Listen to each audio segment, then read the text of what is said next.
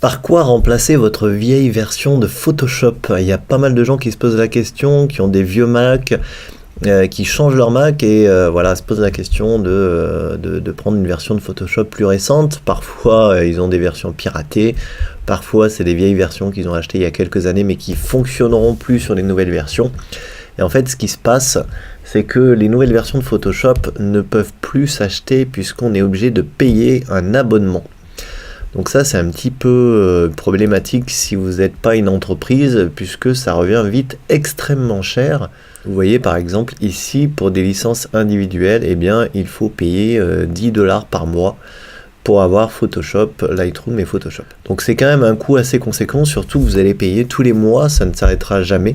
Donc au bout de quelques années, vous allez dépenser des fortunes simplement pour avoir Photoshop. Donc est-ce qu'il existe d'autres solutions? Eh bien oui. Moi je vous conseille fortement Affinity Photo, donc sur l'App Store ici, vous le trouvez sur le Mac App Store, hein, vous pouvez le télécharger ici sur Mac. C'est un logiciel qui coûte, vous voyez, un petit peu plus de 50€, et là c'est pas du tout un abonnement, vous le payez une fois et puis c'est tout.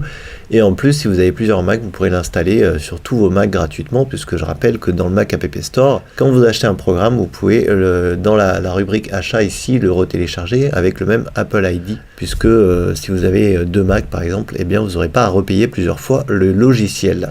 Donc Affinity Photo, vous voyez, les critiques sont extrêmement bonnes sur l'App Store. Moi personnellement, ça fait un petit moment que je l'utilise. Voilà, vous voyez, ça ressemble vraiment à Photoshop. On a les calques, on a les effets, on a tous les outils sur la gauche. Et la question qui revient souvent, c'est est-ce que je peux créer des points Photoshop avec? Est-ce que je peux importer des points Photoshop? Est-ce que je peux exporter un point Photoshop? Eh bien la réponse est oui. C'est vraiment un logiciel qui est excellent à ce niveau-là, au niveau de la compatibilité. Vous voyez, si je vais depuis le menu export ici, exporter, vous voyez toutes les options d'export qu'on a. Et on a bien entendu le format Photoshop ici.